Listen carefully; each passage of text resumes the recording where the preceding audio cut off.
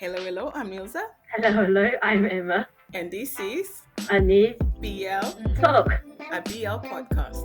Through these podcasts, we'll take you through our thoughts on everything and anything BL, our favorite, our least favorite ones, couples, tropes, everything. If you want to tune into our podcast, we upload new episodes every Thursday, and you can listen to them on whichever platform you use to listen to your podcast. So that's Google Podcasts, Apple Podcasts, Spotify, or any other. We also upload our episodes onto YouTube, and you can follow us on social media as well as on YouTube on Unnies BL Talk. That's UNNIES BL Talk. Just drop it there and you'll find us. So, for today's episode, we're going to follow up on our previous episode where we discussed our favorite Thai BL couples. And on today's one, we'll be covering our least favorite Thai BL couples. I think I spoke a lot in our previous episode. So, Emma, why don't you start? So as Nilza has covered every point already, so we're just going to go right and jump into the part two. So least favorite couple I'm going to say is from Don't Say No the series, and this would be Fiat and Leo's character.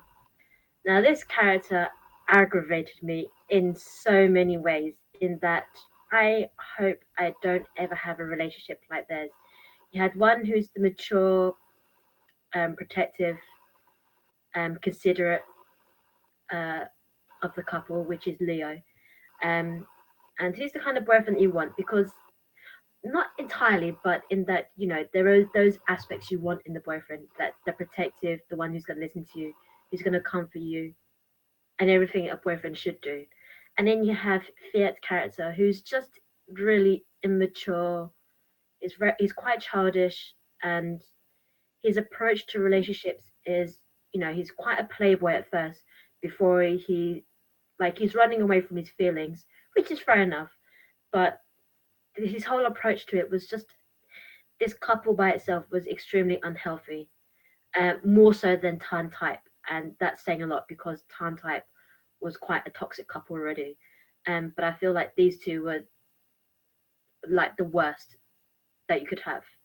And as much as I tried to enjoy this series and I tried to enjoy it for what it was, and I did to some degree, I didn't enjoy this couple at all. I really couldn't ship them as a couple or be on it on the same level with them.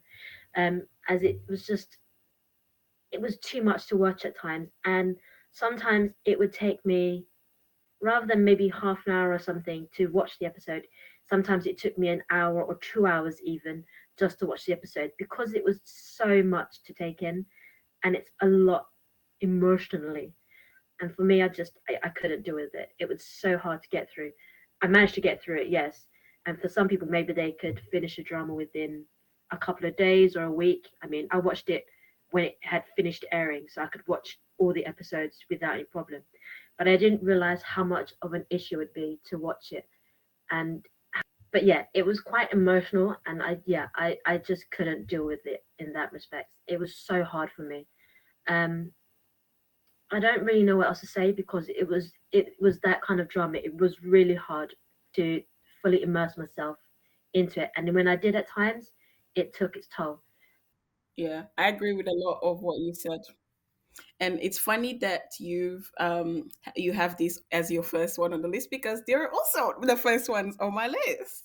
Not that there's anything to celebrate about, but it just means like two minds thinking like, Yeah, I know.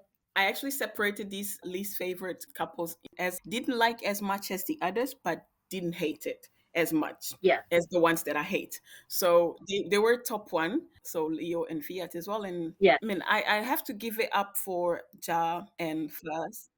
I have to give it for them because I mean, their acting was good.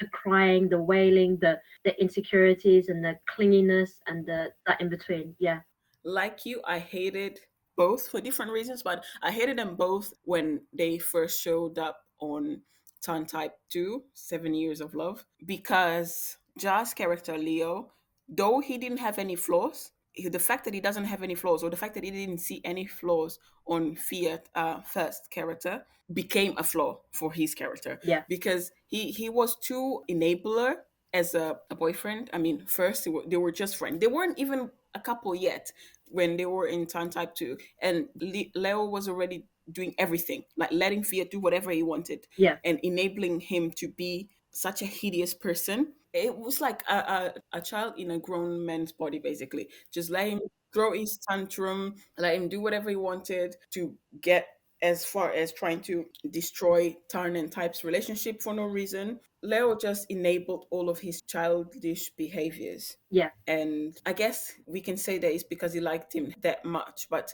if you like someone, you don't want them to destroy themselves. Literally. And I think that's where Leo's character was going with Fiat. Because Fiat was literally in auto destroy mode, and Leo was enabling all of that. Yeah. So that's why I didn't like them as much. And I guess they got the redemption they deserved in Don't Say No, the series. But yeah, again, a lot of the show, like you said, was with Leo enabling Fiat in all of his whims and wants and things like that. Yeah. Exactly. So that's why I put them in this. My next couple is one that I'm surprised that I put it there as well. It's also on the I didn't hate as much, but I didn't like them as much either. List, and actually that's the last one on that group. It's Tian and Pupa, played by Tian's played by Mix Sapat, and Pupa is played by Earth Peter Pat. So the main couple from, 1,000 stars. yes, Tale of Thousand Stars. Yeah. And I didn't dislike them per se, because the show is literally one of my favorites right now. And I actually feel sorry for Sotas and Sotas, because these days it's like bed buddies. I actually feel sorry for them. I really feel sorry for Sotas. Push down the list. Oh no. Yes, I feel really bad. But these days it's like bed buddies. I told the sunset about you slash I promise you the moon, and then Theory of Love, and then Theory of Love slash Tale of Thousand Stars, and then Soldiers. That's how it goes these days in like my tops. And Not Me is kind of creeping under Soldiers as well, and a couple of others. So Tale of Thousand Stars is literally one of my favorite all-time favorite BLs. Everything about it was perfect. Like acting, cinematography, even the side characters were great. Like they were thought through Yeah. everything, Mm. every little detail, and you can totally see how much dedication. And I'm so happy that they pushed it, because obviously the show also came out later than it was supposed to, because they had issues with like the village where they went back to record it. They built the entire set from scratch, from just the rural area. They built everything. So I'm so happy they did that, because it paid out so well. So everything was perfect. But my issue is with this couple is Pupa. He's very unreasonable. He was unreasonable throughout the show. I just wanted to go into the TV and slap him. And that's saying a lot, because I love Earth. And to be honest, he did play Pupa's part quite well. I haven't read the novel yet, but from watching the BL channels, my Thai BL channel with Will, and a few other comments from online, I know that the way they've portrayed Pupa on the show, it's a bit different to the novel. So I guess I may like Pupa more if I read the novel. But just by watching the drama, he was really a reasonable person for me. He kept on making decisions for Tian behind his back, in front of him, left and right. He wouldn't believe in his efforts to help the villagers despite all of his actions. Yeah, I understand that he's a rich kid that comes from privilege and everything, but he literally, for someone that he never met, just because his heart was telling him to, he traveled all the way back to this rural area with no electricity, no nothing. He gave his all as a teacher in that area, tried to help the villagers, came up with solution trying to help them. Obviously, there were a few parts where he messed up, like created the issue with the other, Yes. because obviously he doesn't understand the way things work in the area. And to be honest, the situations were unfair to begin with. He gave his whole. He wasn't dishonest. He wasn't like living off of his privilege position while he was in the rural area, because he lived there as a normal person. He interacted with the villagers as a normal person would, not because of who he is, but just him, Tian, regardless of his surname or anything. Yeah. And then Pupa chose to blame Tian for hiding who the donor of the heart was. Mm. Spoiler alert for those who haven't watched. It wasn't even his place to say something. First, whoever receives the organ donation by law is not allowed to know who gave the organ. The only reason he knew was because of the diary. Yep. And I think he heard, if I remember correctly, he heard his parents or something like that, and then he went out to find out who she was. But technically, he wasn't allowed to know. And even when he found out, it's like it's not something that you would be pleased to know. That obviously he was already not happy about the fact that someone died for him to have his heart. Exactly. That's right. He already wasn't happy about it. But Pupa went on to blame him for that and outing him in front of the villagers, even though his friend knew. His friend, who is like the doctor, his best friend, he knew. All of them knew. Yeah. So yeah, that's why I was really annoyed with Pupa, and that's why the couple is here, because Pupa, I don't think he lived his part as he should, as like the other couple. Mm. No, I think that's agreeable in that I can definitely understand. He was definitely at times unreasonable, and it just seems like he didn't want no room for error in that. Even if there was one issue, he wasn't willing to step in and fix it. Yeah, and I understand that obviously he knows that he's used to everything's being perfect and things like that. But you need to give people the opportunity to grow, and especially when the person is actually trying to prove to you that they're not what you think. He was just what do you call it, close minded. Yes, And he had Tian in that stereotype of what a rich kid is. He was probably thinking Tian was Fiat. That's what he was thinking, probably yes. which is obviously we knew wasn't the case. First few episodes where he was teaching him how to put the mosquito net up Yeah, and where to wash his clothes and where where the shower is. So all those things, he was thinking, oh, a spoiled rich kid comes to a rural poor part of Thailand to get away from city life. yeah. He can't even do those things. So he's thinking, Mm, I already know what kind of person he is already. exactly. That's why. All right. I have now. I'm the next ones are on my actually that don't like list. The next couple actually, I was. It took me a long time to put them on that I really don't like them, because initially they were also in the. I guess because they're kind of similar to Tian and Pupa. It's Tonhorn and Cholati from the drama with the same name. So Tonhorn is played by Katong, and Chonlati. Oh no, sorry, Chonlati. He's played by. Wait, now I'm confused. Wait, who plays what?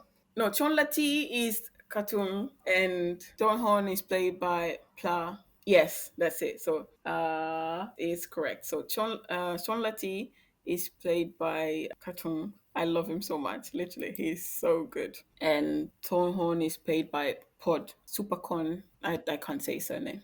William Wade's doing last names entire.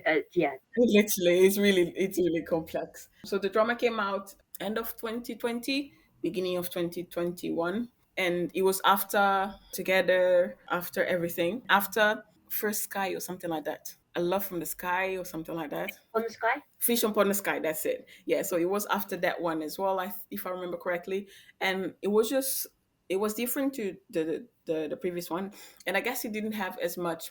The views were good, but it wasn't as high as the previous ones. I don't know if it was the timing or everything, but I think now it has more views than when it first came out.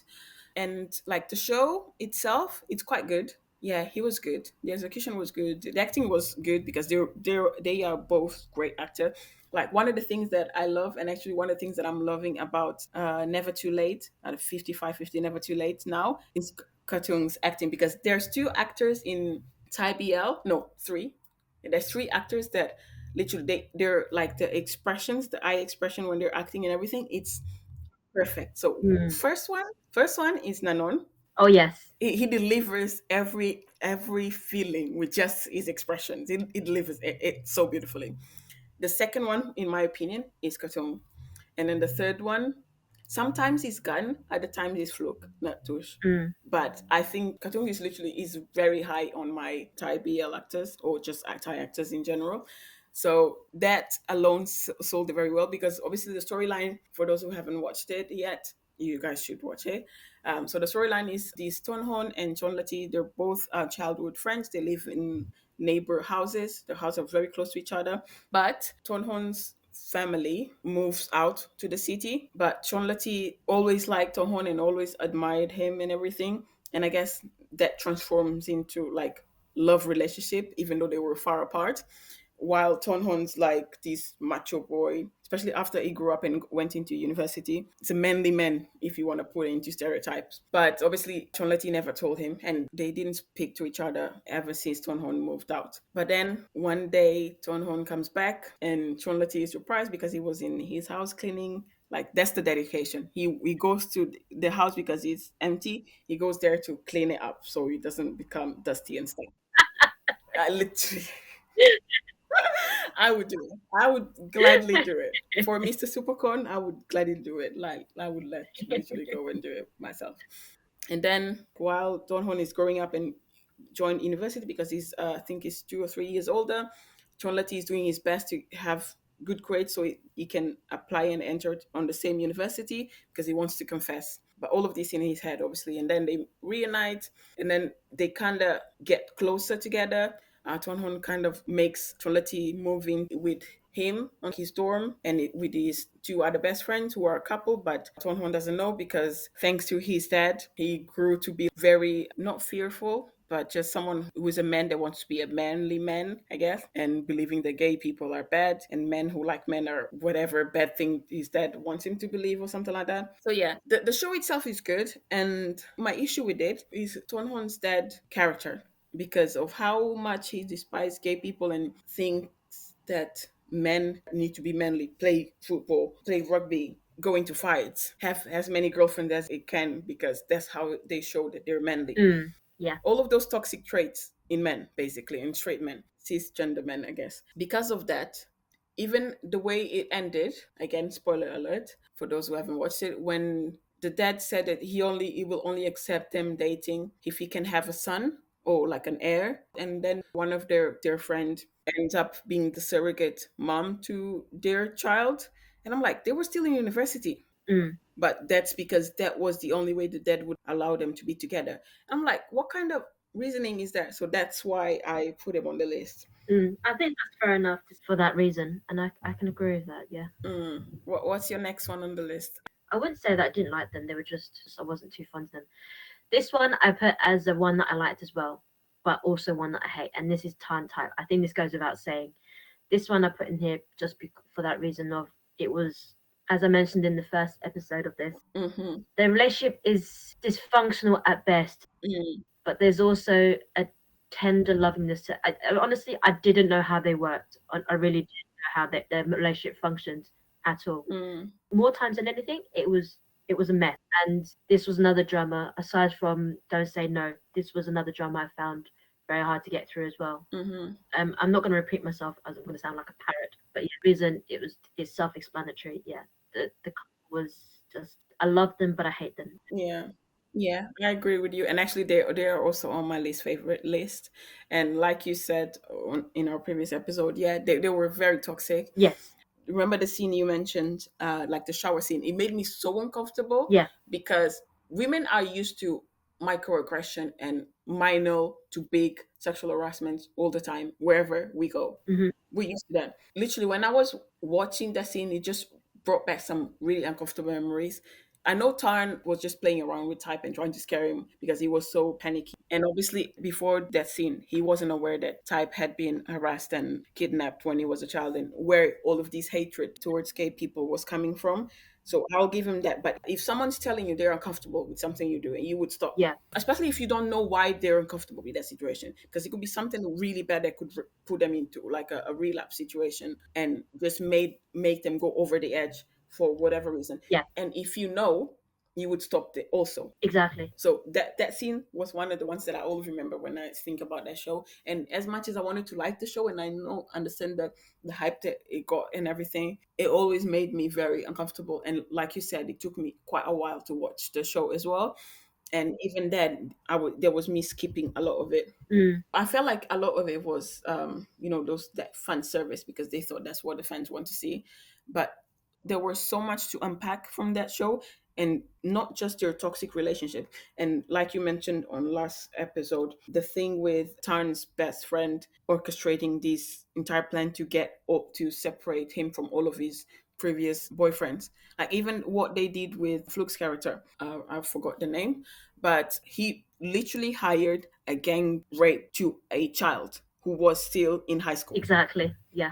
And what was the result of it in the end? His older brother said, "Oh, I hope you learned your lesson," and that was it. He should have had some sort of legal official punishment. Yeah. They should have, because there were grounds, because they had recordings, they had testimonies. Something else should have been done. And I felt like a lot of that show was like that. There were so many things that were wrong with it, and they tried to romanticize it, make it all go away, like in a very, "Oh, you've done bad. Here's a slap on your wrist and you can go. We hope you don't repeat it again," kind of situation. So a lot of it just, oh, it was so wrong in so many levels. So that's why it's on the list. I agree. And I guess my last one, which is the one that I also have lots of feelings for, I'm hoping they will redeem themselves because the show will have a second season airing this year. I'm excited about it. So the couple is from Ian of Love, Love Mechanics. So Ian of Love, for those of you who don't know, I think he's from Studio Wabi Sabi. It's from a compilation of dramas. There's three of them, I think. So Ian of Love to Sarah, Ian of Love, Love Mechanics, and then Ian of Love, This Is Love Story, and then there's like a compilation called Future. So Ian of Love to Sarah was the love story based around Gan Tosakan and Bharat Sarawut, one from engineering, the other one from like medicine or something like that. And then there's one person from engineering who likes Bar Sarawut, and that person is Mark, Yeah. played by one of the other actors that I love, love, love, War Wonarat. He's such a great actor, and he has so much coming for him. I'm looking forward to his future works. Yeah, so Mark's character loves, it has this I don't even want to call it love, it's an obsession. Has an obsession with Bar Sarawut, so it's who is played by Folk Titipat, and won't accept that he loves Gantosakan and keeps trying to do things to sabotage their relationship, I guess. And it was becoming an issue for his own well-being as well. Like start drinking a lot, going out partying, doing all the bad things just to try to get Bar's attention, I guess. And then in this situation, V comes in, which is played by In Anan, in his, I guess, attempt to stop Mark from interfering with Gunn and Bar's relationship. They kind of sleep together, but the issue comes with the fact that V has a girlfriend. So it ended like Ian of Love to Sarah ended in that, and I was already feeling sour because of that. But then when Love Mechanics came along, it was even worse. Mainly because V leading him on while he was still with a girlfriend, and then leading both of them on, and then not wanting to break up with her, saying that he would break up with her, but not doing it. So the usual.